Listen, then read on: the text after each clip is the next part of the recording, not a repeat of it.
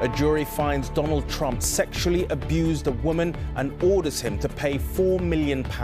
It is yet another twist in the former president's attempt to run again for the White House. But how much does the unanimous decision of a New York court affect those chances? We'll ask Robert in Washington, also in News at 10 tonight. The head of the Met Police stands by the officers who arrested anti-monarchist protesters at King Charles's coronation. Imran Khan, Pakistan's former cricket icon turned prime minister, is arrested, sparking nationwide protests from his supporters. Robert sits down with Sir Keir Starmer. Does he really think he could be our next prime minister? Your party polls way better than you do personally. Look, Robert, those challenges come from time to time, and every time they come, I shrug them off.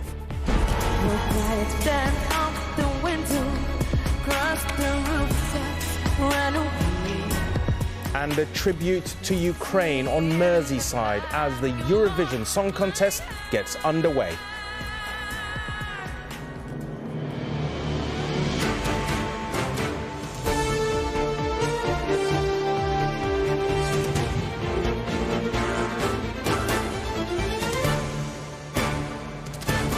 This is ITV News at 10 with Rageh Omar. Good evening. He could well be the next president of the United States again, but tonight he has also been found liable for sexual abuse. Donald Trump, still the man most likely to take on Joe Biden in next year's presidential election, has been told tonight to pay £4 million in damages to a woman for sexually abusing her in a department store in the 1990s. A New York jury decided he also physically hurt magazine columnist E. Jean Carroll and defamed her when he called her a liar. The jury stopped short of agreeing Mr. Trump had raped her, as she had claimed. President Trump himself didn't appear in court. Tonight on social media, he described the verdict as a disgrace, a continuation of what he called the greatest witch hunt of all time. Ms. Carroll, can we have a statement, please? Flanked by her lawyers, she emerged vindicated and smiling broadly. Just one statement. After less than 3 hours of deliberations, the jury clearly believed E. Jean Carroll's account that in the mid-1990s, Donald Trump sexually assaulted her in the dressing room of a Manhattan department store. This was a civil case about liability, not guilt. Trump has not been convicted of any crime, but the jury has said he must pay nearly $5 million in damages. Trump did not testify in court during the trial, but he did give this deposition by video, denying all of Carroll's claims. A woman that I have no idea who she is. It came out of the blue. She's accusing me of rape, of raping her. The worst thing you can do, the worst charge. Trump had denied ever meeting his accuser, but he was then shown a photograph from the late 1980s which pictured them together. That's Marla, yeah, that's my wife. Remarkably, though, he mixed up his accuser with his former wife. Oh, is that, the person you just pointed to was E. Jean Carroll. Who is that? Who is this? Point, your wife. While President, Donald Trump had ridiculed and dismissed the claims being made by his accuser. What she did is it's terrible. What's going on? So it's a total false accusation, and I don't know anything about her. And she's made this charge against others. But today, the jury unanimously believed the allegation of assault. The burden of proof is less than that required in a criminal case, and the jurors rejected Carroll's claims that she had been raped. Part of me was obviously very happy that Donald Trump was not branded a rapist. I didn't think there should be any liability findings, so we'll pursue it. We'll pursue that. She had first gone public with her account nearly 25 years after the attack happened. I was in there, he shut the door and pushed me up against the wall and bang, banged my head on the wall and kissed me. It was so shocking. It was against my will, and it hurt, and it was a fight. This is just the latest in a series of damaging legal cases surrounding Trump. The district attorney in New York has already charged the former president with falsifying business records and hiding secret payments to the actress Stormy Daniels. One question emerging tonight is whether the jury's decision will derail Donald Trump's presidential campaign, which was launched 6 months ago. And Robert, I guess that is the question, indeed, as you were saying. But a judgment like this would be fatal, well, let's face it, for any other candidate. But that's not likely to be the case with Donald Trump, is it? That's absolutely true. Yes, it would be utterly fatal for the presidential aspirations of a normal candidate. But remember, Rageh, we are talking about Donald Trump. There is a large number of Americans and a startlingly high percentage of his loyalists who believe there is a liberal conspiracy to take him down, and therefore, in a strange sort of counterintuitive way, the more that his legal woes mount, the more that they actually rally to his banner. And that's what he's playing to tonight with that statement on his social media platform, that this is a disgrace of a verdict. And he added, this is a continuation of the greatest witch hunt of all time. But on the other side of it, remember too, Rageh, that the most consequential legal cases are still pending. The one about his role here on January the 6th, the claim that he interfered in the Georgia election count, and also that story about the missing secret documents at Mar-a-Lago. So it is still possible that not separately, but cumulatively, this does prove fatal to Donald Trump with key voter groups he needs to win in order to achieve the presidency yet again.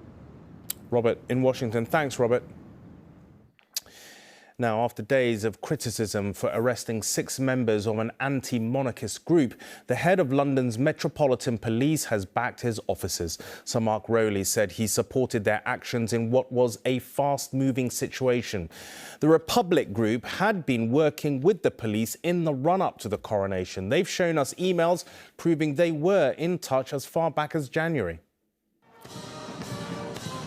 It wasn't just the cavalry receiving its marching orders on Saturday. The Metropolitan Police has admitted that despite removing some anti-monarchy protesters, it can't prove those arrested actually broke a new law. This won't be the last time that act is misused. And, you know, ultimately it's been misused by a Metropolitan Police Service who have their own very disturbing and deep problems that they need to address and deal with. ITV News has seen emails proving that Republic had been talking to police about their protest from as early as the 24th of January this year. They had at least one meeting with officers on the 24th of March and kept them informed of their plans right up until the 2nd of May, days before the coronation. But despite that, 6 were arrested on Saturday. Police suspected they had kit to lock themselves to objects illegal under a new act. And today, the Met Commissioner, Mark Rowley, defended his force. As I would expect, the arresting officers were vigilant, curious and proactive, he wrote in a newspaper. They formed the reasonable suspicion necessary to arrest. While it's unfortunate that the 6 people affected by this were unable to join the hundreds of peaceful protesters, I support the officers' actions. We now come to the urgent question. But others in Parliament do not, blaming new police powers designed by ministers. Will he review the legislation and set up an inquiry into what happened to these 6 citizens on Saturday? But I don't want to get into the details of that because, frankly, neither she nor I have all the facts. But clearly, at the point the arrest was made, the police reasonably believed there were grounds to do so. The Metropolitan Police headquarters here at New Scotland Yard is only a few hundred metres away from Parliament behind me. Today the force has insisted it polices without fear or favour. But part of the reason why these arrests have been so controversial is because there were already accusations that the sphere of political influence had expanded from the bottom of that road to encompass this building. You've had obviously all the debates around Just Stop Oil and Extinction Rebellion. And the trouble is, you know, it's starting to influence how police actually use those powers, which has never been the, British style of policing. British policing should be operationally independent. Tonight, the government is very keen on police independence, insisting the unfortunate arrests are an unfortunate episode only for the Met. Paul Brand, News at 10. The sometimes checkered and always controversial political career of Pakistan's former Prime Minister and cricket captain Imran Khan has once again caused turmoil across the country. As he waited in court where he was already appearing on corruption charges, he was grabbed by a phalanx of security forces in riot gear and dramatically frog-marched into the back of an armoured vehicle. His arrest today was in connection with a different corruption case. Tonight, his supporters have been holding demonstrations across the country. Wearing sunglasses, Imran Khan hardly moved when the commotion began. But within moments, paramilitary forces who'd smashed through the glass to reach him were taking him away from the court compound.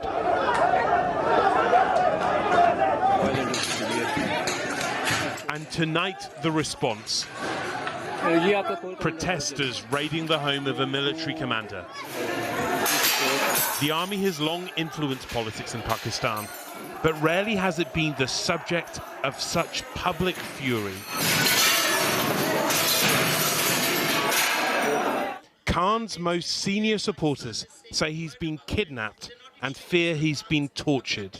Has anyone from PTI been able to make contact with him, to see him, to get a message to him, to get news from him? You have got to be kidding. We don't even know his whereabouts. And there is no question of us having any access. It has been totally quiet. He's been taken into isolation. We don't know whether more custodial torture will be inflicted on him, because that has been the pattern of this government. So we're really, really worried about his physical condition. Imran Khan rose to fame as Pakistan's cricket captain, where he lifted the World Cup.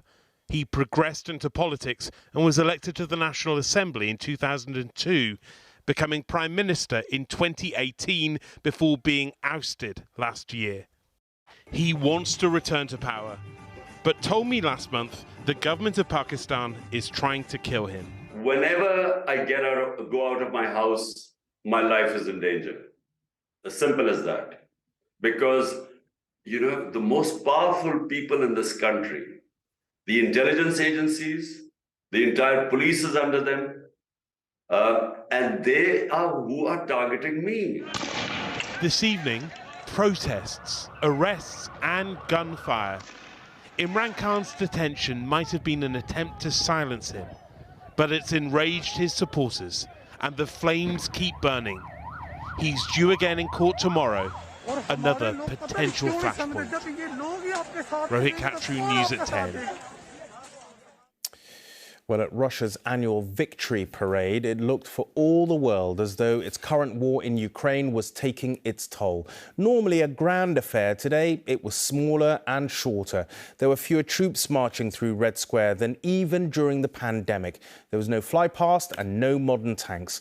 President Putin told the crowds Russia's future depended on its troops fighting in Ukraine.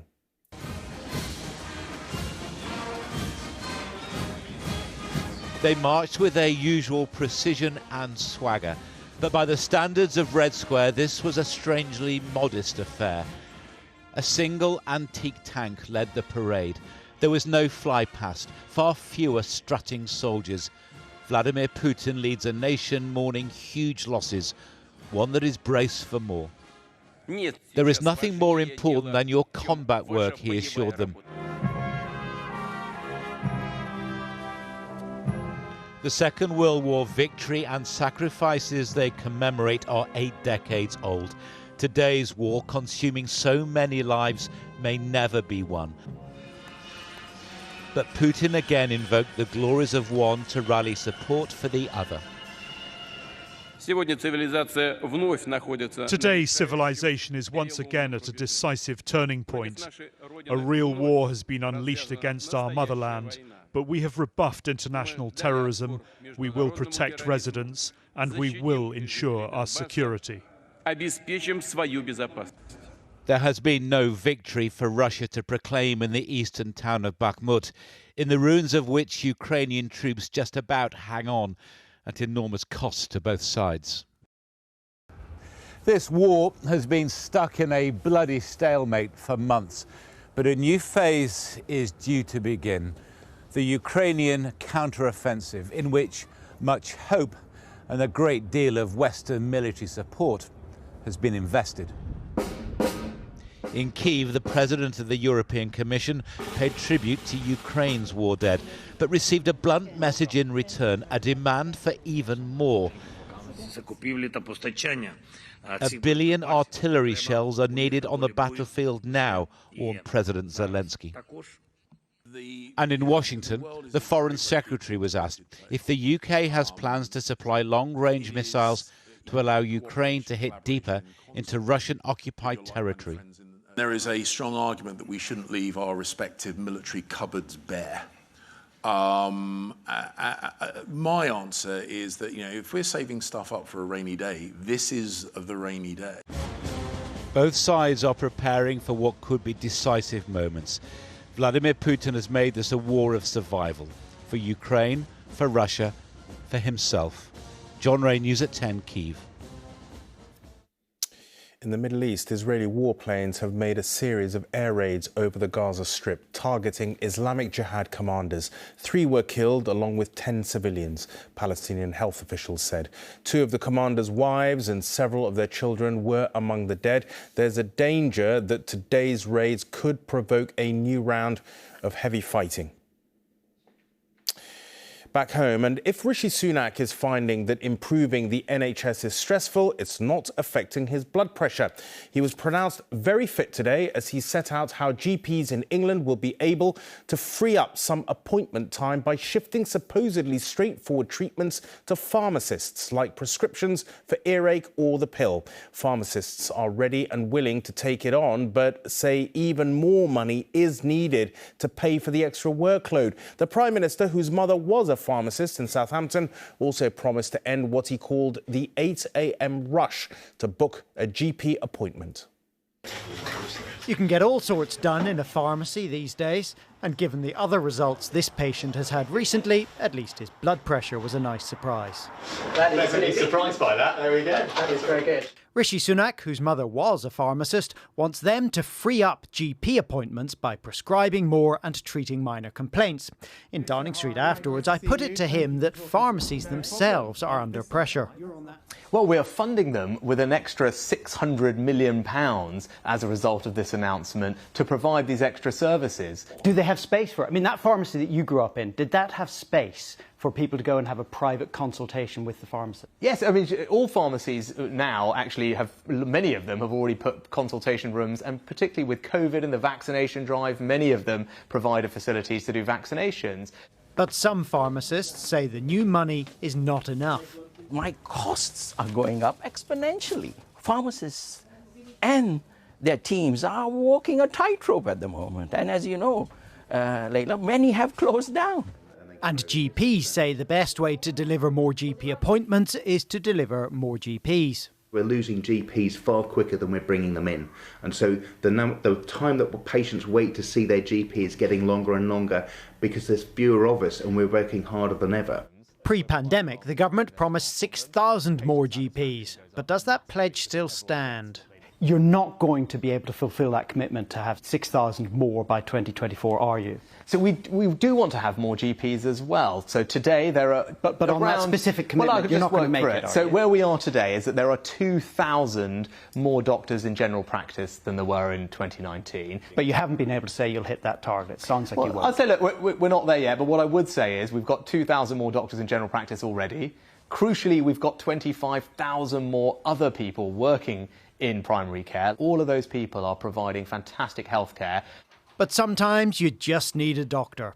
Deborah Judge hurt her leg in a fall. The hospital said she needs to see her GP. We're not even getting to talk to doctors on the phone now. We was during the COVID, but it seems now you can't even get to speak to a doctor.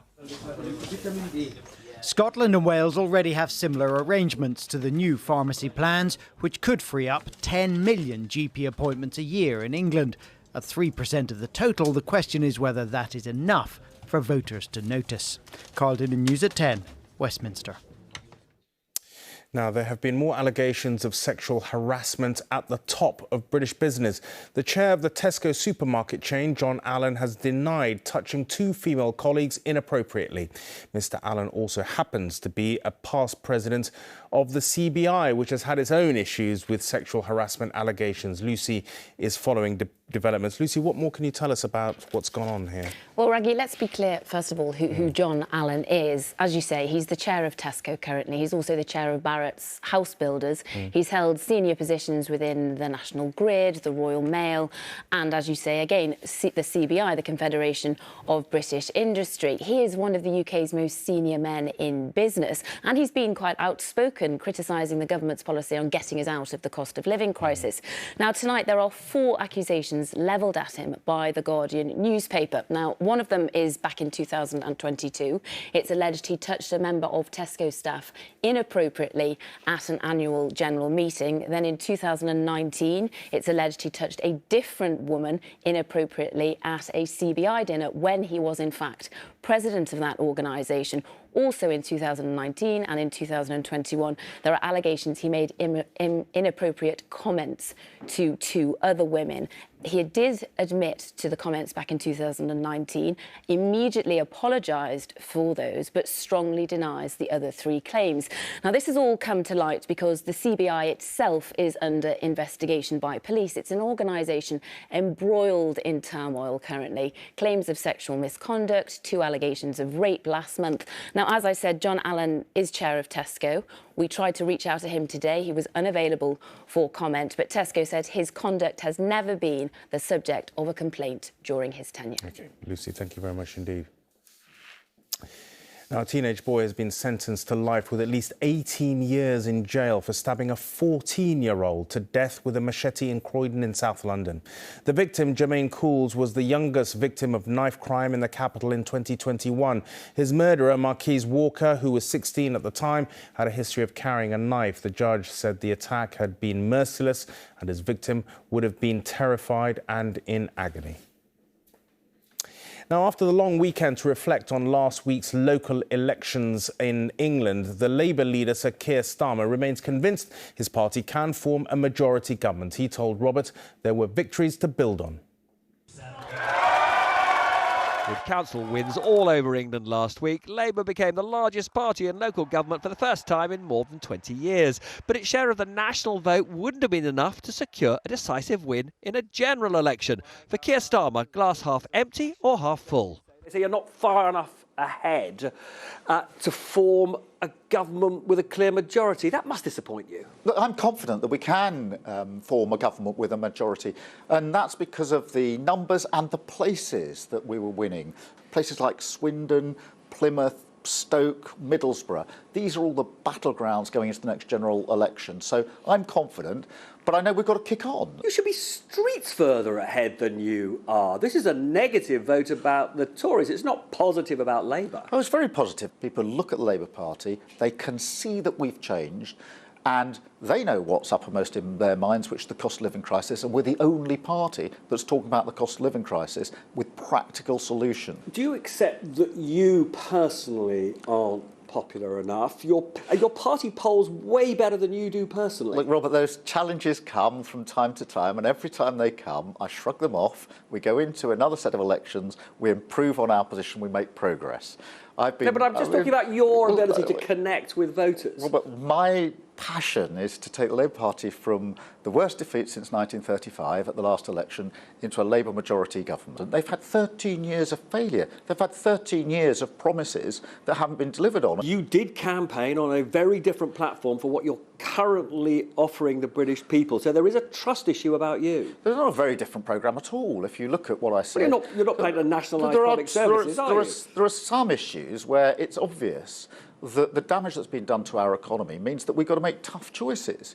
Now, you're not even talking about putting taxes up for the wealthy. But there are tough choices, but taxes are at an all-time high. We saw the arrest of anti-monarchy protesters.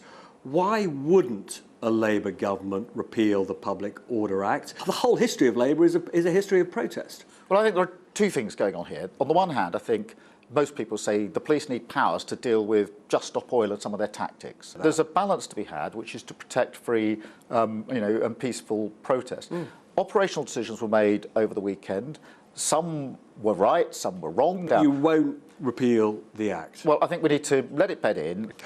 What exactly is it about the anointing of a billionaire landowner as head of church and state that appeals to the leader of a left-wing party? Oh, it's the sense of our country coming together. But doesn't it symbolise the terrible inequalities in this country? Most people are fed up with the politics of wedge, wedge, wedge, divide, divide, divide. Let's split people up. Actually, when we come together, we're at our best. Keir Starmer, very good to see you. Thank you. Now, Manchester City have given themselves a decent chance of making it to the final of the Champions League with a 1-1 draw away to Real Madrid in the first leg of their semi-final. And what goals they were! Kevin De Bruyne was the man on target for City in a hot-tempered match in which they certainly deserved the draw. Finally, to the first leg of a slightly different European semi-final, the Eurovision Song Contest kicked off in Liverpool this evening. A multicoloured, multinational feast of Europop, but with a special tribute to last year's winners, Ukraine. 15 countries had to be whittled down to 10, a real-life case of making your mind up. The UK and Ukraine are guaranteed places in Saturday's final. Tonight, two of the favourites, Sweden and Finland, went safely through. A connection between two countries for the world to see. This year's Eurovision has been dubbed Ukraine's party at our house. And Ukrainians in the crowd at tonight's semi-final were proud to have the UK host on their behalf. It's very great to be here, and it's very pleasant to see the people with our flags, the people which can help us, which really it's very emotional, and it's very great for our country. It's unbelievable to see the support from your country. I really want to say great thanks to your people, to your country, that you really have a huge support for us in this war. Song Contest 2023! Whether it was Ukrainian presenter Julia Sarnina taking centre stage,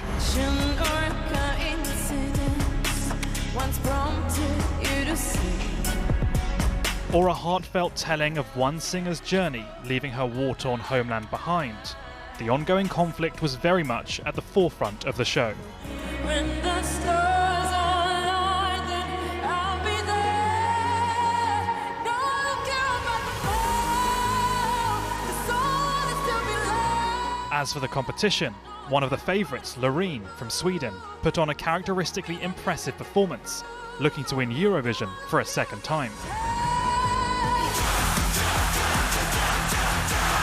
While Finland's fantastically catchy tune Cha Cha Cha proved popular. I'm gonna stand you like a unicorn. Just 10 of tonight's 15 semi-finalists made it through to the final, and it was Ireland, the Netherlands, Malta, Azerbaijan and Latvia who failed to make the cut. The UK is automatically through to the final as one of the competition's big five, as is Ukraine as reigning champions. The next semi-final is on Thursday. No way! As Eurovision continues to show its dedication to unity through music. Rishi Davda, News at 10, Liverpool. Never disappoints. And that's it for tonight. I will see you again tomorrow. But from me and the rest of the team this evening, good night and thanks for watching.